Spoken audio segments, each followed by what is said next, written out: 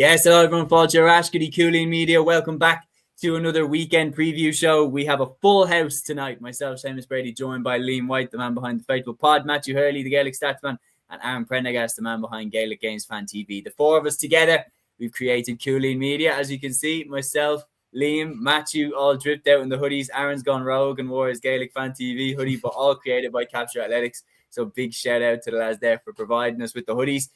But yeah, we have a lot to get through here. Obviously, we had the Leinster Final last night, which with UL winning their maiden title. And we also have, of course, the Fitzgibbon Cup tomorrow evening. Liam, you're going to that. Just before we dive in, what are you expecting from the Fitzgibbon Cup? What are the main things you're looking out for? Yeah, well, I suppose, first of all, look, having gone to UL for a couple of years, I'm absolutely delighted to see the lads win the football last night. They were very unlucky not to win it over the last couple of years. So it was great to see them get over the line over UCC last night, and especially against, a fellow college that has won it 24 times in the past. It's an unbelievable achievement, and to do it in Croke Park as well. So big congratulations to the UL men's footballers. From the hurlers tomorrow, yeah, look, it's the second time in 3 years that the two sides are going to be meeting each other. It's quite ironic that they threw this in Dublin and it's an all Limerick final. So probably the Gaelic grounds probably now looks more like it should have been there maybe, but at the same time, not really looking forward to it. Looking forward to seeing some of the key battles in that game. Like you've some terrific players on display from both sides. I mean, look, everybody's talking about the UL side, and it's fair. The likes of Darren McCarthy in there. You've Adam English if he plays. Obviously, didn't play the semi-final. You've Adam Screeney in there. You've Jack Leahy.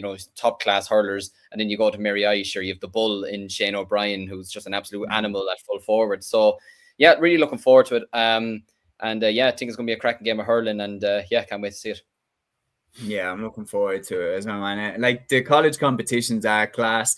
Peter did fire it in there, Matthew. I mean, our news of the week could basically be done by Peter's first few comments there. Fair play, Peter. And he's leading the charge as well. Class guest to have on in the comments, Peter. Always leading the charge with the comments. Really appreciate it. Good to have you with us again, Peter. But if you are new on the show, do get involved in the live chat. Let us know what your highlights were from the week and what you're looking forward to this weekend. If there's anything in particular, any game in particular that you're looking forward to.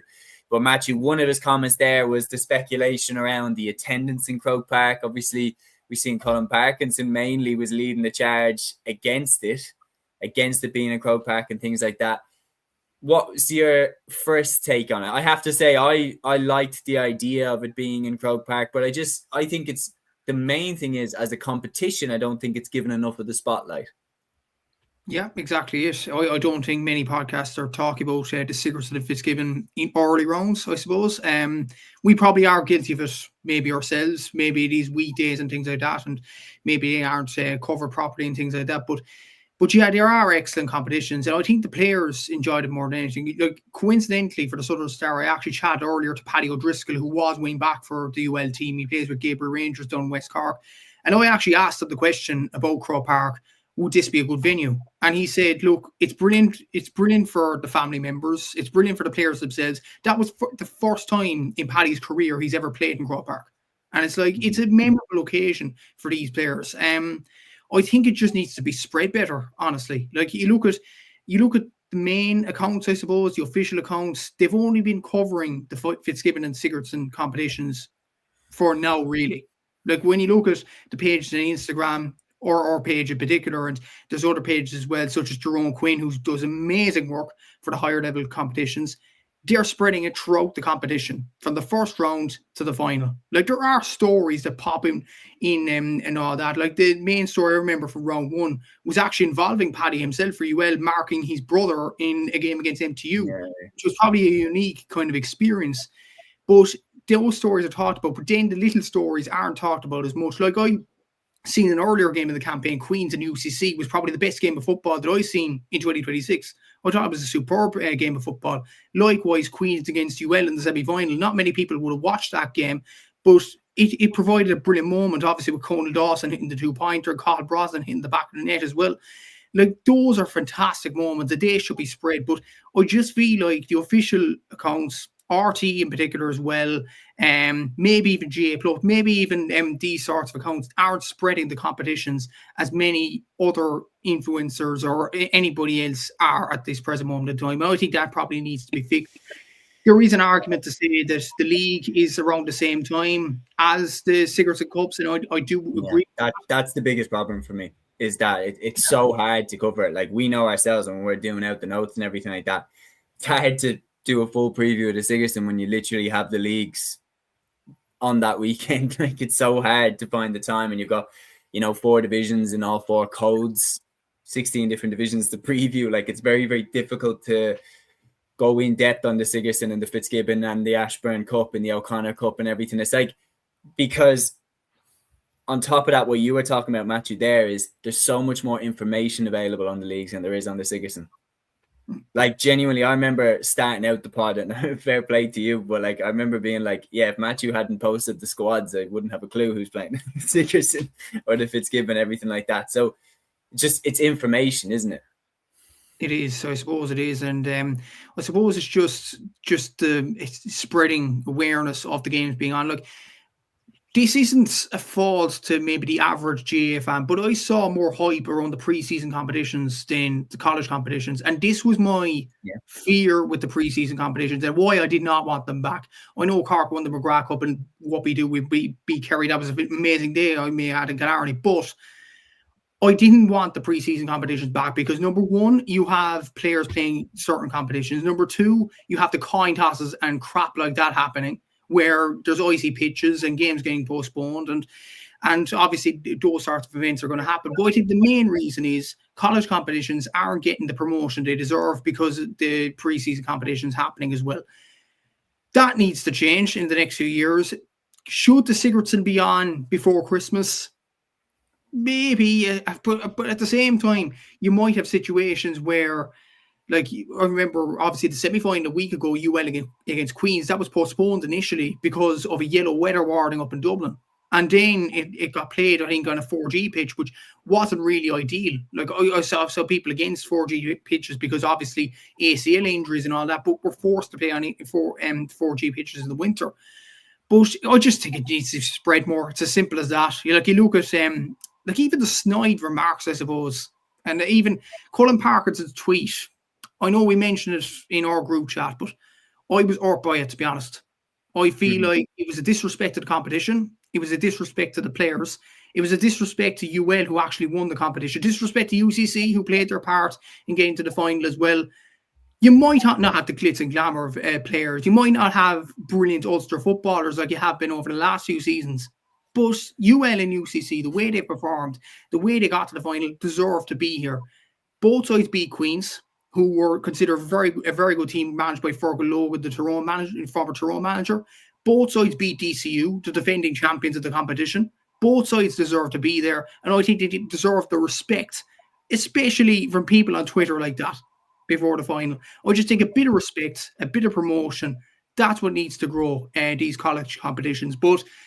But yeah, it's kind of a difficult one, but I would have been in favour of it being on in Croke Park because the players deserve to play there. Some of the players may never play there again. Let's be honest, not many players are lucky enough to play in Croke Park when you look at intercounty and club and things like that as well. So I feel like it was a good decision to play in Croke Park. It's a simple thing though in the winter. Promotion needs to be a lot better in the future. Yeah, well said. I think my thing with it was, like, as someone who went to DCU, is that when I was there was Freshers Week when you started college in first year. It was Freshers Week that, like, you're getting inducted, everything like that. Then there was Rag Week, and then there was Refreshers Week when you came back in the new year after the Christmas break. There was Refreshers Week. There was lots of different weeks for things, and bear in mind, when I was there, DCU won the Sigerson Cup and had Evan Comerford, Micheál Bannigan, and David Garland, Paddy Small, Jordan Morrissey as well from Carlow. Like, had a really, really good team, and there was no hype around the campus as far as I was aware. That, like, nobody really was like, "Oh, we're DCU, we better go over and watch the game," and like, we're right beside where they could have been playing that game. I remember the final was played over in St. Clair's in the DCU sports grounds, and yet it wasn't like this massive event that, like, let's get all of our students to go watch that game. In my head, it's simple around the promotion. There needs to be a GAA week in colleges. Same way that there's a Rag Week, same way that there's Freshers Week. Like, there needs to be a week where regardless of what college is in, the whole college goes GA crazy for that week, and buses are organised up to wherever the ground is, and you try to get as many fans to buy into the college and get behind the team. Like a leaf out of what America has with the college sports. Like college sports are like one of the biggest sports in America, and yet in Ireland they're completely slept on, even though they have such heritage. Like you think of any great GAA player, guarantee they probably won something at college level. Like it's such a proving ground for future stars. Like especially when the GAA posted like former captains, and you have like Jim McGuinness, Brian Cullen, like Paul Gainey, like, and that's all in the last 25 years. Like it's really, really common for a star to emerge from this competition. So for me, GAA week, and try and line up the calendars. I know you're changing the calendars, but try and line up the calendars so that the Sigerson, Fitzgibbon, Ashburn Cup and O'Connor Cup, that they have nothing else on at the same time that pulls media away to different competitions, because that's how you also end up with a poor enough attendance. Buses organised up, GA week, get the whole college on side, and I think then you'd see the best of what the college competitions have to offer. Aaron, have you any 2 cents on that before we move on?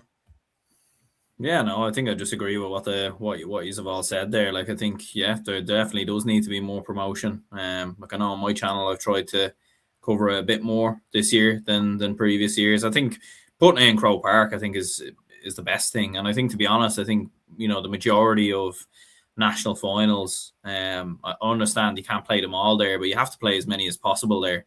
And I've been a big believer in under 20 finals being in Croke Park, and minor finals and everything else, maybe even played before some of the senior finals, you know, like in previous seasons. I think the more exposure you can give to these games, the better.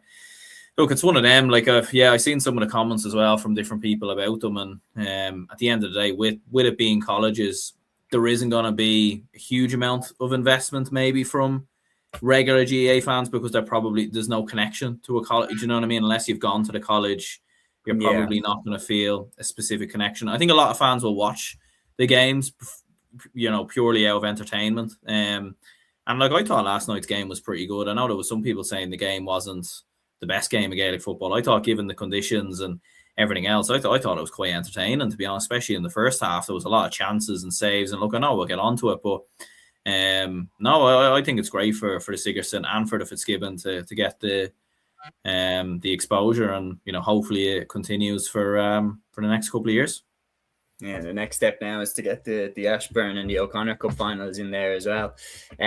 Hopefully integration 2027. Please, God, let them keep to that, because so many issues and so much bullshit would be taken care of if they are one organization pulling in the one direction. Jack Nulty here saying, yet we have disrespect on X, saying it shouldn't be in Croke Park because not even Towson there, well-known journalist, disrespecting it. So I think we know who that is. That Jack is pointing at. Peter here is saying, do you think a Friday night lights double header in Croker would be better? Yes, absolutely. Double header, it makes so much more sense. Like, I mean, you're going to get, especially if you get then colleges kind of sticking together. And I would literally think, okay, what could draw the people in? What could draw the students in? Make a weekend out of it.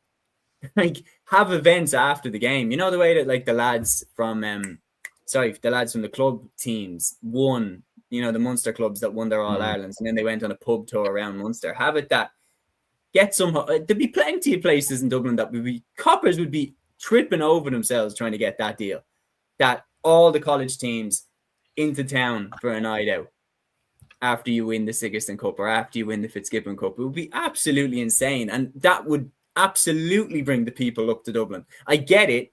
Accommodation, very expensive. The Skylon would probably hate me for suggesting this. The Croke Park Hotel would probably hate me for suggesting this. Airbnb owners around Dublin would probably hate me for suggesting this. But if you want to make a weekend out of it, and you want to get good attention, and you want to get that competition buzzing, and you have to make it more than, because that's the other thing that people love about the GAA Championships, is that when they go up to Croke Park, it's more than just the match. It's the occasion, it's the event, it's everything like that.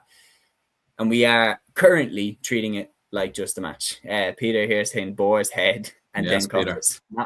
Not a bad night. Not a bad night at all. Jordan Cairns here saying hello. Jordan Cairns from Mayo in Castlebar, one of the best YouTube channels. Thanks very much, Jordan. Good to have you with us. Says, I think Donegal and Mayo will end in a draw. Mayo are coming good, and All Ireland is coming for Mayo. Andy's winning matches. Well, we were split. I said that I did think that Mayo would start strong in this league campaign because I thought that Andy Moore would want to make a splash.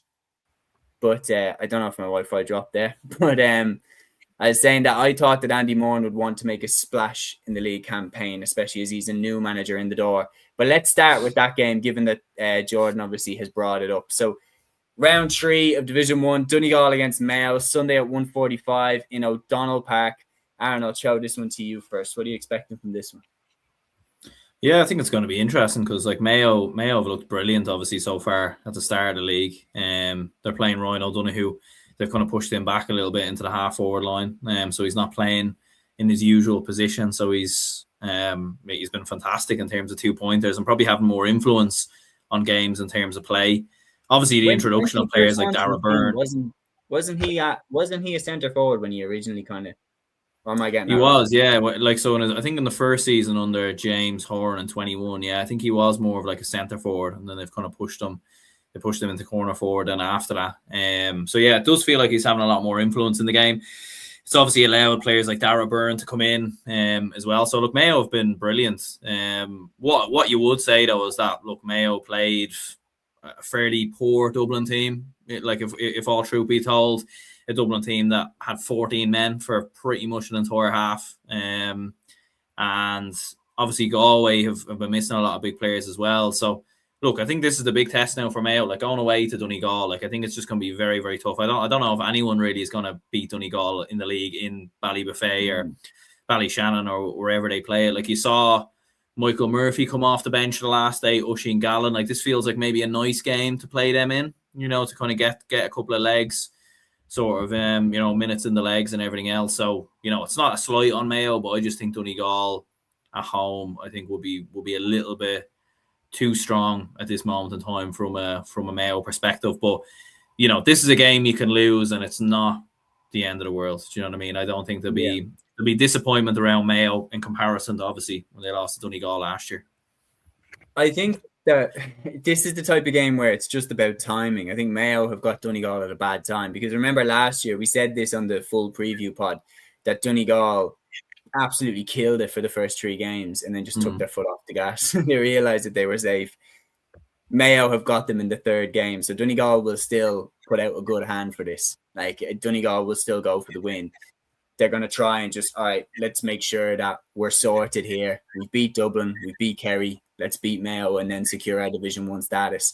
But if Mayo can go away to Donegal and beat them, it is a noteworthy result. And I personally think in terms of the appointments, in terms of the candidates that were there, I think they've nailed it getting Andy Moore in. I think he's the perfect manager for this job, for these circumstances right now. It's very, very interesting. The other thing here, Peter talking as well, the tight pitch will suit Donegal. They'll spring Murphy with 15 minutes to go. Donegal by 5. Dublin is great saying Mayo by 2 and also has a good question. I always find it strange. Sunday Sport on RT Radio starts 15 minutes after the game. Just why? I actually might have an answer for you, to be honest, because I heard this and it is absolutely hilarious. If a game starts at around the time of the Angelus, like the radio still has to let the Angelus play. Yeah, we're saying we do the most Irish thing I've ever heard in my life. I'll give you that. We the radio to listen to the Angelus. I don't know. You say that we do every Sunday before say really. I'll give you the example. This weekend we're playing Cork and we're doing the commentary for that. Will O'Callaghan, Nelly first with the obituaries for the first few minutes, and then it's straight over to the commentary. It's very common. It's actually more common. Amazing. Matthew, if you're coming up to Offaly this weekend, sure, we'll get you to do the obituaries and you can come down to O'Connor Park if you want. Unbelievable. But yeah, Liam, I'll throw it back over to you. What are you expecting from this game, Donegal Mayo? Well, as usual, I'm expecting it to be fiery and probably not as dramatic as what we got last summer, but I still think it's going to be a good game. And yeah, look, obviously I know I predicted Mayo to finish 7th and it probably looks very silly now predicting that, but you've made a good point. Mayo, it's probably something I probably should have considered before even making the prediction that I did. Andy Moran, I do like him as a coach. I do like him as a manager. Loved him as a player. And obviously, like you mentioned, he would have wanted a good start with Mayo because they were written off by a lot of people. And he would have wanted to prove a few doubters wrong. And already getting a very good away win against Galway and a very good win at home to Dublin. Like, at the moment, he's riding a crest wave at the moment. You know, he's in such he's in such high demand and such high regard at the moment with this Mayo team. But then at the same time, you look at Donegal beating Kerry, albeit I know Kerry had a lot of players out and Donegal probably weren't at their full throttle either, if we're being honest. Like, it probably felt like shadow boxing in comparison to what we might get later on the year if they meet in a semi-final or a final. But at the same time, they've 2 wins out of 2 as well. You know, and at the same time, Jim potentially could be looking at it this year, and especially with, say, the way he was the opening night in Croke Park, you know, in his press conference afterwards. Could he be looking at the league now, maybe changing his mind, thinking, do you know what? It did Kerry no harm last year winning the league. Yeah. What if we went on and won it? And it shut up a few people as well, and it made the rest of the country kind of take a step back and go, right, they won Ulster last year, they've won the league now, and they were in All-Ireland final last year. They really mean business. And winning's a habit. Winning trophies, say what you want, the league is still a trophy at the end of the day.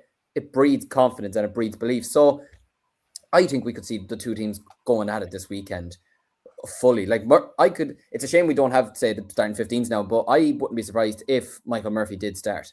If he genuinely just said, you know what? I don't know why. I just have a weird feeling he could just say, do you know what? High ball in on top of Mayo. Obviously, he's more than just that because he's an absolutely unbelievably technical footballer. But I just wouldn't be surprised if Jim just said this week, you know what, if we could get 3 wins out of 3, we've put ourselves in a really good position here to get to a potential league final. They've Dublin out of the way, they've Kerry out of the way, Mayo out of the way. You'd expect them to probably beat Roscommon and Monaghan at this point, and then, you know, maybe pick up a win against either Armagh or Galway, and sure, you're sucking diesel, you're delighted, you're almost there. So I think it's going to be a cracking game. Personally, I always love when these two teams face off against each other. I wouldn't be shocked if Mayo did win this game, but at the same time, you're a brave man half the time to be writing off Jim McGuinness. So it's going to be an interesting battle. It will be very, very interesting. We have a couple of very good comments in here. First, Jordan saying Paul Durkin, the 2012 Donegal All-Ireland winning goalkeeper, a huge addition to the Mayo backroom team as well, as he is good friends with Andy Moore. And it'd be interesting, him being on the line. Peter saying Kev Cassidy saying Jimmy's going for the league, Jimmy winning leagues. We also then have a couple of predictions in here from Dara Wilson. He says Kerry Galway will be some game. Huge Armagh fan here. I think Galway will win by about 3 or 4. Kerry haven't been good this year. Roscommon should have beat them in round 1 and lost by 4 to Donegal. I think Donegal will win the All-Ireland this year. And Dara also says Donegal to beat Mayo by 2. It will be close like last year. Andy Moore, and Mayo legend, has been a good coach for Mayo this year. Mayo and Donegal. Donegal 221, Mayo 25 points is his score prediction. That's the other thing, is that I think this game is going to be quite high scoring. Like, I wouldn't be surprised if it's weirdly high scoring. The conditions, we all know they're going to be terrible. So it's going to be, do you know what I could see? Because of the conditions, I could see one team being so far ahead at halftime. I could see one of them, whoever has the win in the first half, leading by about 9 points at halftime because of the wind. They'd be belting over the 2-pointers. Like, if it's Donegal to have the win, you know Darrell Boyle's going to be chipping over 2-pointers. And but then the second half, there'll be a bit of a fight back. Matthew, can I throw it over to you first to give the predictions, and then you tell me what you're thinking about the game, but then nail your colours to the mast and we'll follow suit. Yeah, I'd probably go for Donegal to win this. Like, Mayo, they had good wins over Kerry and Dublin, obviously, in the first 2 rounds, but even look at their scores, they've only had 3 scores above 5 points, and one of them is Robbie Henley, who took 2-pointed frees. It's only been Dara Byrne and Ryan O'Donoghue, and they've had 12 different scores, which might be a bit of a concern for Mayo. I know they've started well, but it might be a stat that maybe catches up with them.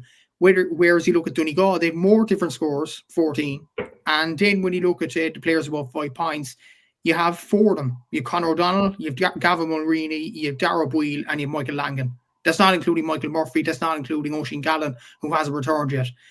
I think Donegal are in a very, very good position at this present moment in time. I agree with the lads. I think they'll go for the league. I said from the very start that they'll win the league. I think Jimmy would want a national trophy on the board because obviously they carry no harm. What this Donegal need to progress is to win a league title or a national title. I think this might be a step to do that. I agree completely with Liam. If they win their third game, you'd imagine they'll beat Roscommon and Monaghan. That's already 10 points on the board. That's usually enough to make a league final, especially in Division 1. So if they win this game, they're right for road then. So I think they will go for this game. I think they will win this game. I think Donegal will win it by about 3 or 4 points. Very interesting. Aaron, can I get your prediction next? Yeah, I'm going to go with a 2-point win for Donegal. Like I do agree. I think like with Mayo, there might be a big focus on goals. Maybe they have been kind of free scoring in terms of goals so far, but yeah, I think Donegal will be far too strong. Like with Mayo as well, like interesting enough, they'd 50% shot accuracy against Dublin, which is interesting, which shows maybe one of two things. They're creating a lot of chances, first of all, but they're obviously missing a lot of chances as well. And I don't think they'll get the same time and space against Donegal as to what they got against Dublin. I think Donegal will be far better defensively in regards to that, while it's also punishing Mayo the other way. I still think Mayo will give a good account of themselves, and it'll be sort of like a valiant defeat, if you want to call it that, but still expect Donegal to win by 2. Liam? Yeah, I'm going to say Donegal by 5, but I kind of agree with what you're saying. I could see it being one side having like a 8, 9, 10-point lead at half time, judging by whatever way the wind and the rain, because let's be honest, it's Ireland, the rain is going to fall. But then I could see Donegal being maybe 9 points up at half time, Mayo pushing it back maybe to even a point, but then Donegal maybe getting a late surge, a late goal, or maybe just a couple of late 2-pointers and seeing Mayo off something like a 22 points to 17 or something like that anyways. But yeah, like Donegal's 2 games so far, they've been high scoring games. Mayo's was high scoring against Galway. Obviously, the Dublin one, they still put over 118 as well. So yeah, I'm expecting both teams to definitely go for it, and I'm expecting a high scoring game as well. So watch this now turn into 11 points to 9 or something. I'm going to agree with Aaron, and it's absolutely no underestimating of Mayo. I just think that Donegal are going to be going for this, especially because we're still in the first 3 games, and right now I don't think anyone in this division would go away to Donegal and beat them right now in this 3rd game. I don't think anyone would do it because they're absolutely at the pitch of it. They have their home advantage. I think the trip away to Donegal is by far the toughest away day in Division 1. You're going up there, the conditions are probably going to be terrible, and you're very much playing them on their terms, in their field, and Jim McGuinness is going to be absolutely waiting for you with a plan of how to take you apart. I think Donegal will shade it. I'm going to go with about 2 or 3 points, but if Mayo win this game, it's a huge statement in terms of like, not in terms of like, I don't think the hype will shoot through the roof, but quietly, if you're paying attention, it's one to be like, okay, that's a good win. That's a very, very good win. So there's a lot there for them this weekend. I think it'd be very, very interesting because I am fascinated by Andy Moran as a coach. Like, I have to be honest, because I mean this in the nicest way. Do you ever get the idea that he absolutely got the most out of what he was capable of as a player? Do you get? He was so professional. He was so he always held himself to the highest standard. Like, I wouldn't have said that he was like one of those naturally unbelievably gifted players like someone like Colin Cooper or Diarmuid Connolly that could roll out of bed and they just have it. But like Andy Moran was so professional. He got the absolute maximum out of what he could deliver. And that tells me that he's going to be a really, really good coach because he got the most out of himself. Therefore, he's going to have a little bit more of a natural instinct to get the most out of other people as well. Like, do you ever see in football, I know we've talked about this before, but how players like Thierry Henry are always absolutely shit managers because they can't understand why you're not as good as he used to be. Why can't you just rainbow flick it over your man's head and stick it in the top corner? Like, they don't understand that type of stuff. But there are exceptions. Obviously, like Zidane was an amazing coach and stuff like that. But in the general scheme of things, you think about most of the best managers that we've had in the game. Like, seriously think about it. Jim Gavin, not the flashy superstar. Jack O'Connor, not a flashy superstar for Kerry. Mickey Hart, same thing again. John Kiley. Like, these people are like, it's people who understand how to get the most out of someone, not just be like a natural genius. Like they know how to get the worker bees. Matthew, you're looking to me like you disagree slightly. Yeah, because you were saying that about Thierry Henry saying, why can't you do what I do? I could think of an exact, and this is not bashing anymore, but I could think of an exact kind of replica kind of situation with this. Andy Moore managed the Leitrim team that was the first Connacht team to lose to New York. So that was a good New York team, though. It was, but it was the first to beat a Connacht team. Yeah, but was it not the year before that they took someone to extra time? Am I getting that wrong? Or the year before they knew Sligo or something? Yeah. So it was on the horizon. I don't think he did that much with Leitrim though, Andy Moore. He did well with Monaghan as a coach. I think he did excellent there. I thought you were disagreeing with my assessment on what most managers are made good by. I think he's done, like, the reality is, like, again, you don't want to come across harsh, but since he's left Leitrim, they've got noticeably worse. Yeah. And you do wonder, like, was he holding stuff together there? Like, or maybe Poacher just hasn't been a good appointment to replace him. Like, you don't know. Actually, do you know what Darrell Wilson said has come in with a few good examples on either side. You've got Jack O'Connor on one side, but then Kieran McGeeney, Mick O'Dwyer. Mick O'Dwyer was an amazing player in his day. The exception. Mick O'Dwyer is the exception. Kevin Heffernan, we can go in. Billy Morgan, Paddy Cullen. There's a lot of exceptions. But I do think it's interesting.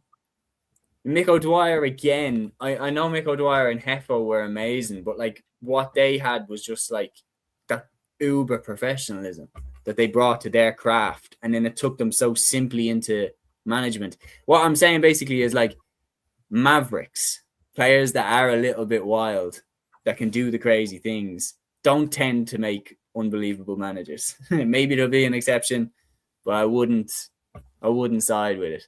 But yeah, so we're all going for Donegal. It will be interesting to see if we all agree on this one. Kerry against Galway, Saturday at 5 p.m. in Austin Stack Park. Kerry have the home advantage for this one. The last time they had a home advantage, they did win narrowly. Very controversial win, of course, that one over Roscommon. Tomas Kennedy, you had a brilliant game, fisted it over. This time they host Galway, another team from the West. Liam, what are you expecting from this one? Again, I suppose, look, it does depend on what team Kerry does throw out. I have seen the Galway team. I believe there's no Shane Walsh in the panel this weekend, which is obviously going to be a big miss for them. But then Galway will take a lot of confidence from the fact that they've beaten Armagh. Whether you say they deserved it or not, because look, for me, Armagh probably, just from the bits I did see of that game, because I was at another game that night, Armagh did deserve to win that game overall. But at the end of the day, they didn't. Galway did. And going away, I would have probably argued there with you that probably the Athletic Grounds would probably be another really, really arguably tough place to go to in the league, and especially under lights as well, like you mentioned. But obviously Galway went there and won by a point and got 3 goals there. So maybe I'm talking rubbish here. But no, I think this could be a potential banana skin for Kerry. But the only thing is, I'd say after losing to Donegal, like Jack O'Connor, you saw it last year after losing to Meath in the fashion that he did. And then they went on and just absolutely blitzed everybody on their way to an All-Ireland. Could one defeat be the thing that just makes Jack O'Connor switch and just go, not having that again? Do you know, could he just absolutely unleash the beast this weekend and just say, take out Galway as best as he can and make sure you show the rest of the country that we are still the best out of everybody here and that we're still probably favourites to win the All-Ireland? So, look, if you get the Cliffords back in, then absolutely for me, Kerry win this game as somebody is working on a chainsaw outside. What the hell is going on? Sorry if you hear that in the background. To the country, lads. But yeah, look, I think Kerry will win this game, mostly just depending on the team that they select. Having home advantage is obviously crucial as well. I'd say they probably have dusted off some of the cobwebs of playing against Roscommon the first day and Donegal. But yeah, it makes for an interesting contest. I wouldn't be writing off Galway, especially after beating Armagh away from home. But I think if Jack O'Connor goes with relatively mostly his strongest team, I think Kerry should win this one. It's going to be a really, really interesting clash, because I seen it being mentioned on the RT Sport podcast that like Galway have put themselves in a much better position now with that win against Armagh, because had they have lost that game, this game is going to be a very, very difficult win. Like, it's going to be a very difficult. If they lose this and they hadn't got something from the Armagh game, then they'd be 3 defeats out of 3 and very much staring relegation in the face. Does that, though, kind of knock them in this game, Aaron, that maybe they won't have that same desperation? I think so. It definitely alleviates the pressure a little bit, I think. Like, I think if at the start of the season, like when Galway were probably looking at games and targeting points, and you know, don't get me wrong, I don't think they all would have been sat there in a room picking out matches and we'll win this, we won't win this. But I think certainly maybe collectively or subconsciously they would have been looking at certain games, thinking where's the points going to come from. And look, to be fair, Armagh away mightn't have been one of those games, you know, but they obviously came through it in the end.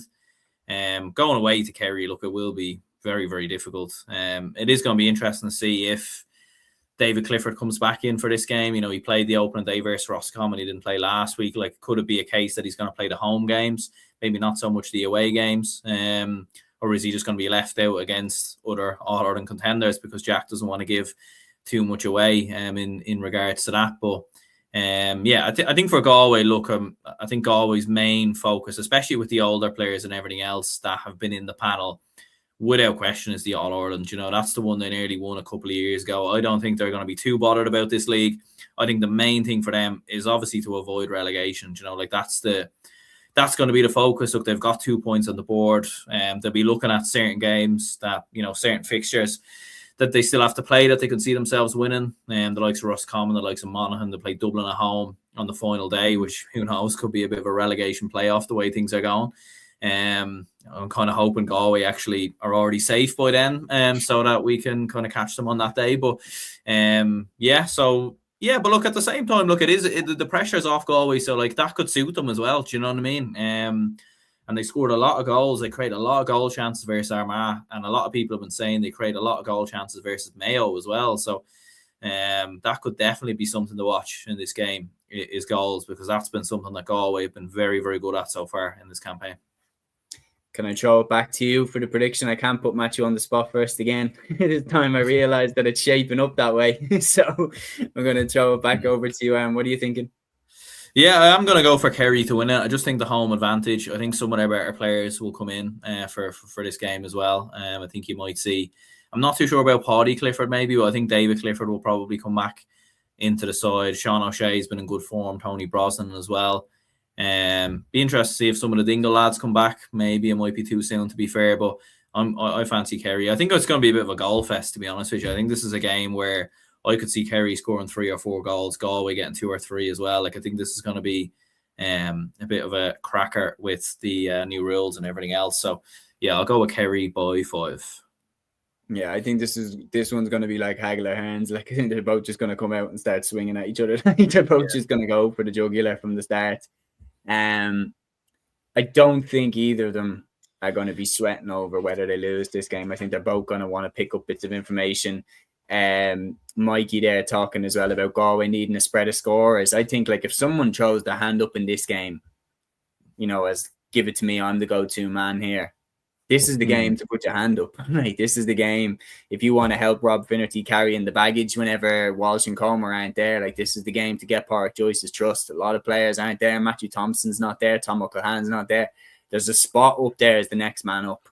So it'd be very interesting to see who does the business for Galway.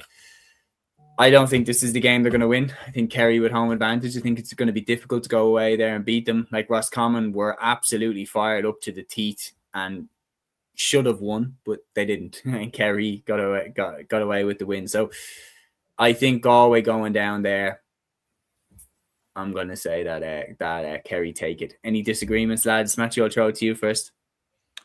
No, I think if David Clifford plays this game, I think Kerry will win this. I think they'll win it comfortably, to be honest with you. I watched the full Galway and Armagh game, and yes, Galway won the game, and a lot of people might be impressed by that, but a few stats really stuck out, and they're not good from a Galway point of view. Out of the 3-12 Galway score, 3-8 was contributed by Rob Finnerty, either assisting or scoring. That's that can't continue from a Galway point of view. They need more players to step up. They need more players to stand counted. And as well as that, in the second half, Galway only won 2 kickouts. Two long kickouts in the second half. And one of them led to the winning point. Shane McGlinchey, I think, caught the ball, the substitute. But is that sustainable for the future? Probably not. And I think a lot of people have been asking me about this, that normally if you win midfield, you win the battle. But Galway completely lost midfield against Armagh. I mean, completely lost it. And How did they win? How did they win?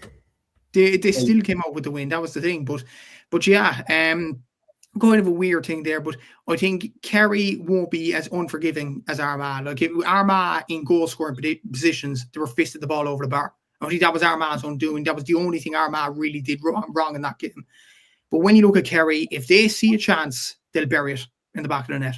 I think if Galway play the same way as they did in the Athletic Grounds, and especially the same way against Mayo, I think Kerry will win this game. I think they could win it comfortably, to be honest with you. I'm not convinced about Galway, as some people make them out to be fair.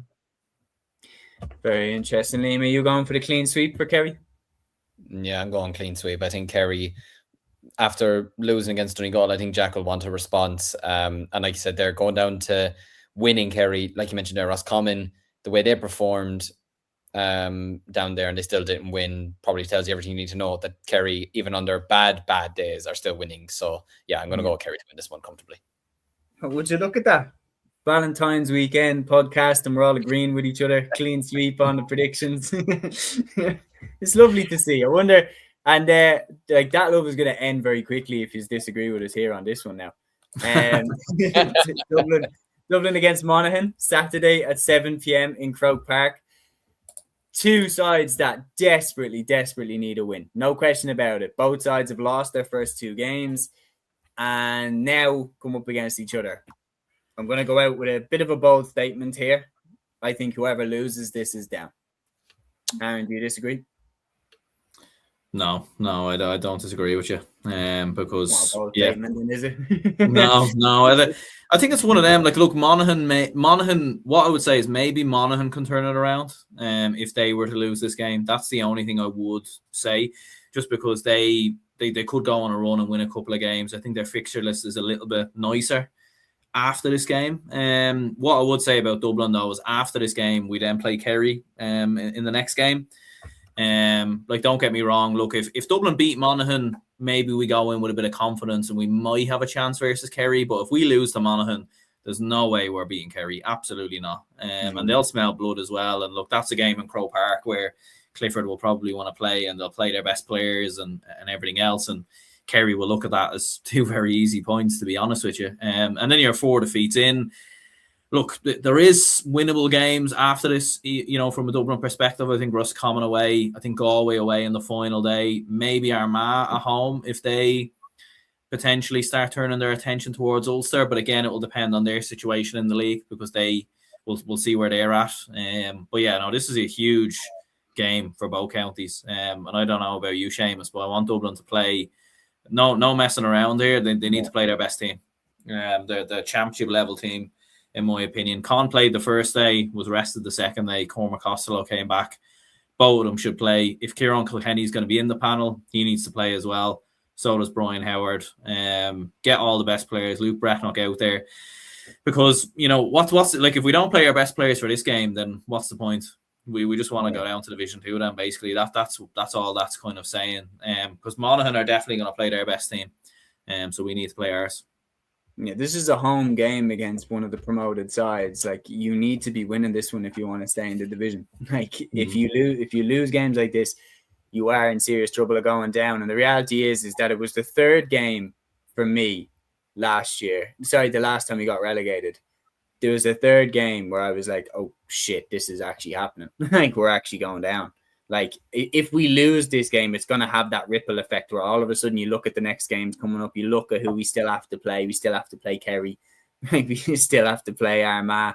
Like, it doesn't get easier after this. So we need to get points on the board in this one. Monaghan will also know that, though. Like, Monaghan have lost to Roscommon, one of the teams that they would have been picked, that if they're going to stay up, they have to win that game. They've lost that one. So they're going to need to be, like, highlighting the games that they can win. I think Monaghan will highlight this one because let's not forget, the last time the sides played each other in the league under the lights in Croke Park, Monaghan won. Stephen O'Hanlon put on an absolute exhibition and Monaghan got out with the points. So it is not out of the realm of possibility that Monaghan do it again. Absolutely not out of the realm of possibility. But I'm going to say that Dublin win this. Please take it serious. I agree with you, Aaron. Like, no experiment. Start the big lads and start Luke Brannock as well again. He's looking fantastic. Let's get our best foot forward here, get the win. And then in games where maybe we're not expected to win, as long as our bread's buttered and we're staying up, then I wouldn't mind rotating the squad and getting ready for the future. Also, if someone could please bring Brian Fenton to Croke Park, tell him that he's watching the game, and then just bring a kit for him and throw him in. God, we miss Brian Fenton so much. But anyway, if he could come back, that would be unbelievable. Cúilín, the football genius, of course, guest on the show last week, or a couple of weeks ago. He says, big up lads, Dublin to win comfortably, in my opinion. Much more quality still compared to Monaghan at the minute. Cúilín, I'd love to get your take on our next game. Is anybody disagreeing, by the way, before you move to Roscommon Armagh? No. All down Dublin? Yeah. Okay. Any 2 cents to add before I move on, or are we happy to move on? No, happy enough to move on. Okay. I'll go to Roscommon Armagh next. Cúilín, I'd love to get your opinion on this as well. I think we had someone else in the chat who's a big Armagh fan, Gavin O'Reilly. I don't know if you're watching, but love to get the Roscommon side as well. Roscommon against Armagh, Sunday at 2 p.m. in Dr. Hyde Park. What do we think about this one, lads? Armagh, of course, fresh off the back of losing a home tie to Galway. Now they go away to the Hyde, notoriously difficult ground to go to. Matthew, what are you expecting from this one? Two sides very much on form, and I think that will come into this game as well. I think this will be probably one of the games of the weekend, I think. I think Armagh are going very, very well. Don't let the scoreline fool you against Galway or the results. I thought Armagh were very, very good for the majority of it, and I think literally the only thing they did wrong was fist the ball over the bar in the last few minutes. Hindsight's a beautiful thing, obviously. If they would have known Galway would have got back into the game, they would have banned them into the back of the net. But they need to have more of a ruthless streak, I would think, Armagh, in getting over the line. But their players have really, really impressed. Oisin O'Neill has been brilliant. Conor Turbot contributed to scores the last game. Might not have scored. He only scored 1 point against Galway, but he was brilliant at contributing scores and assisting opportunities. Jardy O'Byrne's very impressive in this league campaign from wing back. Has probably been one of the players of the league. In all honesty, Andrew Murnan around the middle of the park. He didn't score anything against Galway. He scored 1-3 against Monaghan. But I thought he was very, very good at collecting long balls. I think off Galway's long kickouts, Andrew Murnan collected 4 or 5 of them balls clean, which was very, very impressive. There is an argument to say, I discussed this with Cúilín, actually, very interesting discussion about Callum O'Neill and potentially Ben Creeley in midfield. Is there, I asked him, should Callum O'Neill start the championship? Not to discredit Callum O'Neill. I think he's been absolutely excellent over the last few years for Armagh. But you have that dilemma now for Kieran McGeeney. Do you start Andrew Murnan in midfield? Do you put Ben Creeley on the bench? Then again, Ben Creeley has performed well over the last few seasons. So it's an interesting take. And it's incredible in its own right because Noel Grimley's not on the panel anymore. So Armagh have those options in midfield, which tells you more about the panel more than anything else. And that's a credit to Armagh and Kieran McGeeney for building those players up in many ways. Ross McQuillan's been impressive from wing back. Oisin Connaughton was very, very lively, buzzing around against Galway as well. I think a lot of these Armagh players are performing very, very well. There might be an onus on them to die down towards the end of the league, obviously with Tyrone later on in the Ulster Championship later in the year. But having said about Armagh's traits, I think Roscommon have been very good as well. Dermot Murtagh has been flying up front. I think Enda Smith has been brilliant around the middle of the park. Dara Craig, Owen Colleran, the top scorer for playing the Sigurdsson Cup. If he gets minutes, I think he'll be a brilliant player for Roscommon as well. And they've lost some massive players in the off-season, Roscommon. Like the likes of the Niall Dailies, the Donny Smiths, these sorts of players, obviously the Kieran Murtaghs, they lost these in the off-season and they still contribute players and things like that. It's absolutely incredible from Roscommon. And they probably will have the Bridges players back. Again, like what Aaron said about Dingle, it might be a bit too soon, but if they do have the Bridges players back, I'm expecting a very, very good game here. Having said all that, though, I've been more impressed over the last few years more than anything with Armagh. And I feel like they'll get the win over the line this one. It'll be tight. I think Roscommon have surprisingly impressed me in this league campaign. But I think Armagh will just edge this. I think they'll win by 2. Interesting. Liam, what do you think about this one? I think this is going to be a game that Armagh are going to win very, very late on. I could see Roscommon doing here what they did against Kerry, just going absolutely all out and saying to themselves, do you know what? We're welcoming the All-Ireland champions from 2024, a team that arguably last year, had they gotten over Kerry, I'd have probably predicted them to go on and actually win the All-Ireland again. And like Matthew said there, they've been excellent in their opening 2 games. Look, the Galway result, it happened, it's done, but they were excellent in that game. They bullied Monaghan off the pitch. What they scored, 126 from play out of 127. Like outrageous shooting from them. Like they've got 147 in 2 games. Like that's absolute scandalous scoring, to be honest with you, in football terms anyways. So I think Roscommon, like Matthew said there, Murtagh, Craig, Smith, I mean, the last day, they were absolutely on fire. They were absolutely savage last day. I believe that's what, 3-11, if my maths is correct, overall from the 3 of them out of 316. And if you can get those players firing once again, then yeah, Armagh could be in trouble potentially in the first half. And like you mentioned there, Hyde Park, not an easy place to go to in the slightest. And Roscommon will be on such a high after winning that game against Monaghan as well, knowing that they have a victory under their belt and they had a strong performance against Kerry the first day as well. But I just think Armagh will get over the line. I just think they will have enough in the end. I think like what Matthew said there, I think this will be actually the game of the weekend from Division 1A or Division 1 anyways, for sure. I think we could be looking at something like, I don't know, 124 to 316 or something, something like that, where Armagh just about edged at the end, but you're on the edge of your seat the whole way through. So I think it's going to be a cracking game. I'm really looking forward to it, but I just think Armagh, the way they're playing at the moment, like Matthew said there, I don't even have an issue with, say, them fisting the ball over the bar. Look, it still scores, but if they could just be a small bit more ruthless in front of goal and try and adapt that as the league goes on and be ready for the championship, then yeah, I think Armagh will be a team that everybody will be looking out for this year, thinking, fuck, I don't want to be playing them this weekend. Yeah, well said. And Peter here saying, back on this, saying draw. We had that last week. We're not jumping in to call every game a draw again. Tom with a great comment here saying Aaron McKay was missing a fullback against Galway. He isn't mentioned much, but he is a major key in Armagh's defence. It showed last year when he was out all season, and he was crucial to their All-Ireland win, of course, in 24. Got the goal, of course, remember, in that All-Ireland final against Galway.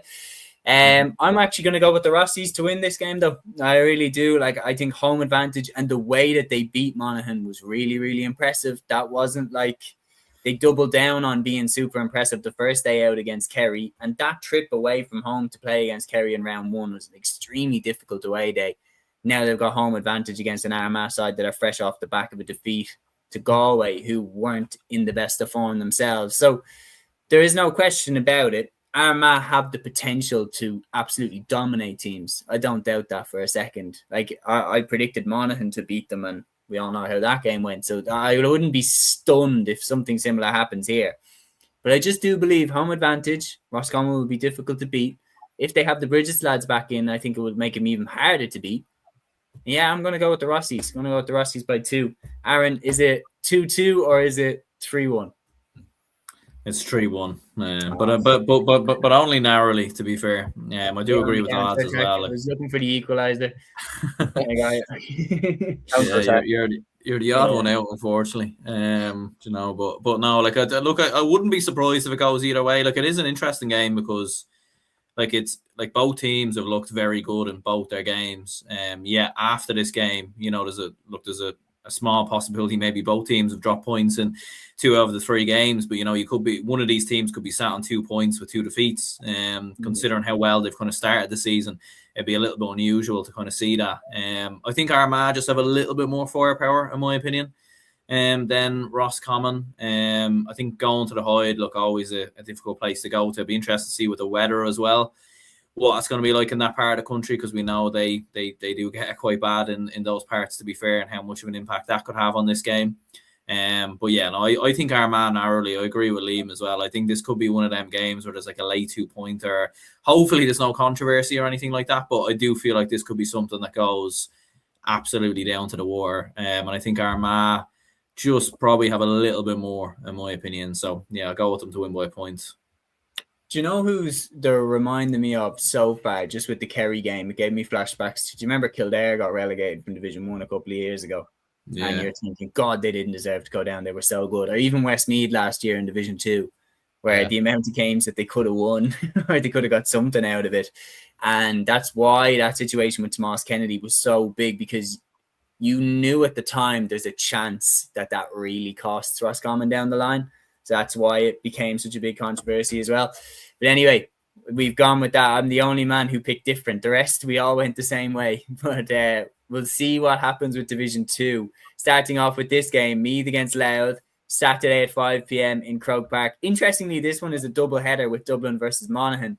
And Dublin weren't even in the Leinster Final, yet they're the main event after the Leinster Final rematch between Meath and Louth.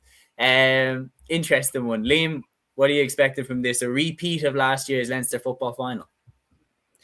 It's box office. Meath and Louth in Croke Park is absolute box office, to be honest with you. It's one of the games. It's like Kilkenny Tipperary when they play in Croke Park for me. It's just because of the history of what's happened, and obviously the controversy in 2010, the drama last year of Louth winning a first Leinster title this century, and denying Meath, who knocked Dublin out after 15 years.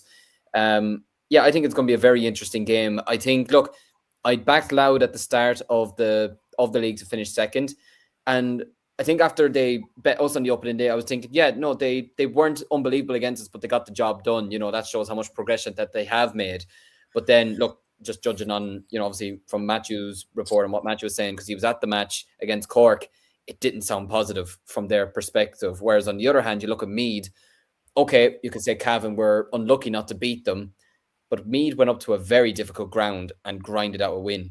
That shows a shift in their mentality as well, and they got a great win on the opening day against Derry, and they are absolutely 100,000% targeting promotion to Division 1 because they feel they are good enough to be there. They've beaten Galway, they've beaten Kerry, they've beaten Dublin over the last year. So I have a feeling, look, as much as I do like this Louth team and I have backed them a bit early on this season, I can't look past a Meath victory at the moment, to be honest with you. Like, to get wins against two very good Ulster sides as well early on would have done them absolutely zero harm whatsoever. And look, I just think Meath are in a very good place at the moment. Right now, probably potentially favourites for the Leinster Championship when we go into it. Obviously, look, you still have Dublin, you've Louth, whatever, but Kildare potentially as well.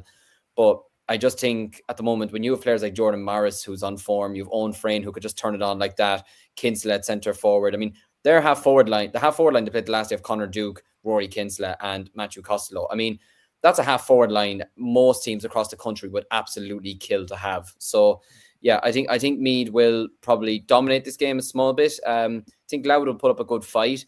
Probably, I expect them to have a reaction to the Cork game, 100%, and it's against Meath, so they'll obviously be up for it. But I could just see Meath winning this game, something like a 20 points to 113 or something. Do you know, you'd go to this game just to watch Jordan Morris play, the form he's in right now. I mean, the tricks that he has, the bag of tricks he has, and that point that he got in the Sigerson Cup off the outside of the boot was one of the best scores I think I've seen in a long, long time. I agree with Julian. I'm going for Meath to win this game. I think home advantage. Interesting that I'm saying that. Home advantage. Sounds funny, doesn't it? But home advantage anymore. I can't believe they're playing their home games in Croke Park. Teams shouldn't be allowed to do that. But anyway, when we're talking about this game, Meath going into this one, I do think, it sounds harsh, but I do think that emotion played a big part in Louth winning last year's Leinster Final. If you look at it on the day, Louth struck at like crucial moments and got the goal from Craig Lennon and got, the goal from Ryan Burns and things like that. But Meath did get, am I correct, Matthew, in saying that did Meath get more scores? Like, did they score more times? Yeah. I think they did, yeah. Yeah. So I thought that was the type of game where Meath probably win that game more often than Louth do. If you were to play it 10 times, like, I think Meath would probably win 6 and Louth win 4. And that was just one of those days where it fell for them, and the emotion and everything like that, I think, played a big part in them getting over the line. This game, there's no real emotion coming into it, not to the same level anyway. I do think there will be a decent crowd, but I think it will be much colder. It'll be much more like the Derry game where it's just business. And I really do believe that Meath right now the form that they're in, I think they're a better team. And I think Meath are going to win. I would actually agree. I think right now, I think it's between. I think Meath are probably slight favourites for Leinster. I think we're significant dark horses that you have to take serious to reclaim the crown. But it's the first time, Aaron, as Dub fans, that I've looked at the Meath team and gone, you know what? Yeah, there's probably a few of these lads that would start for Dublin right now. Absolutely, yeah. Like I think, and I know it does sound weird, maybe to say it because it was only 3, 4, 5 years ago we were talking about the Leinster football needing open heart surgery, and there was letters being sent by ex-players to the GAA and everything. It's kind of crazy how quickly it's changed. But I think at this stage, what I wouldn't do to have Jack Flynn in our midfield. I know. Yeah, Brian Menton, you could switch it around and Brian Menton, yeah. No, I'd probably take that at this stage. But look, I think to be honest, like after what Meath have done last season on the basis of the opening 2 games, I think you would have to say they're slight favourites. Look, when it comes to obviously a lot of football has to be played between now and then, and it would be a Leinster final if Dublin and Meath were to play each other, given on the draw. But yeah, like bringing it back to this game, I do agree with you lads as well. Like I think Meath will be far too strong here. I think Louth have looked surprisingly flat and maybe a little bit worryingly flat. Like a lot of their bigger players haven't really kind of hit the ground running. A lot of the players you kind of associate with Louth football. And obviously Matthew will be able to give a bit more of a reflection on Louth football. I haven't seen them close up, but from what I've seen, they have been quite flat. So I'd agree with you lads as well. I think Meath, I actually think this could be a bit of a hammering, to be honest with you. I think this could be 10, 11 points. I think Meath could really put it on Louth here. Like when you look at what they're scoring and how well they're playing in terms of attack, I do worry a little bit for Louth here, to be honest. Okay. Matthew, is it a clean sweep for Meath? Absolutely, yeah. I think Meath will win this game. But this is a sort of game, I agree with Liam here, that Louth seem to always be up for, obviously for an obvious reason, because they got robbed in 2010. Obviously, we mentioned that every time we come across this fixture. But yeah, Louth always seem to be up for this game against Meath, and that's always been the case. I will say that having watched the Louth and Cork game, Cork should have won that game by about 10, 11 points. I'll be honest with you. And that's an indication that Louth just aren't. Of course, it might be an indication that Cork are going in the right direction as well, but it does show an indication that Louth kind of, and I said this in the predictions video, they've kind of reached their ceiling and they can't get any higher than this. Won a Leinster Championship, got to the All-Ireland quarter final, and unfortunately, this sort of has to come to an end at some point, and I feel like it's coming to an end now for this Louth team. I think Meath will win this game. They've looked very, very impressive throughout the 2 games so far, and they're in a very, very healthy position to potentially get promoted out of this division. So we're going for a clean sweep there. The next game is going to be a bit of fun. Offaly versus Cork, Sunday at 2 p.m. in O'Connor Park. Gentlemen, protect yourself at all times. Follow my instructions. You cannot defend yourself. I will stop the fight. Offaly against Cork. Lads, what are we expecting from this? Matthew, I'll throw it to you first, given that Liam has home advantage. Well,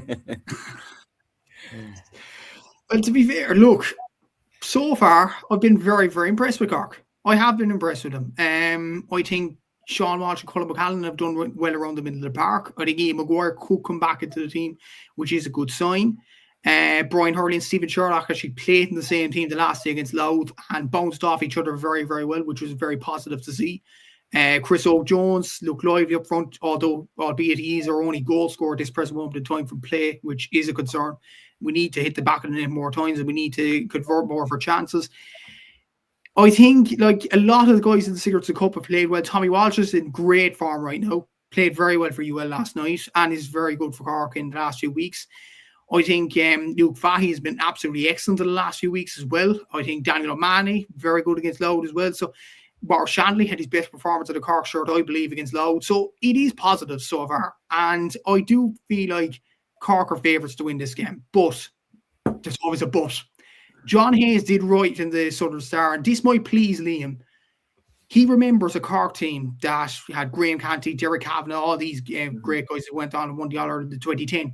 Go to Tullamore 2006 and lose to Offaly, 11 points to 1-5. I don't know, did Liam recall that result, to be honest with you, but John Hayes did say that in his Southern Star column, and he did reference that result. That has got me slightly nervous, I would say, despite that Offaly haven't won any games. Obviously, Liam has more of an insight into Offaly football at this present moment of time.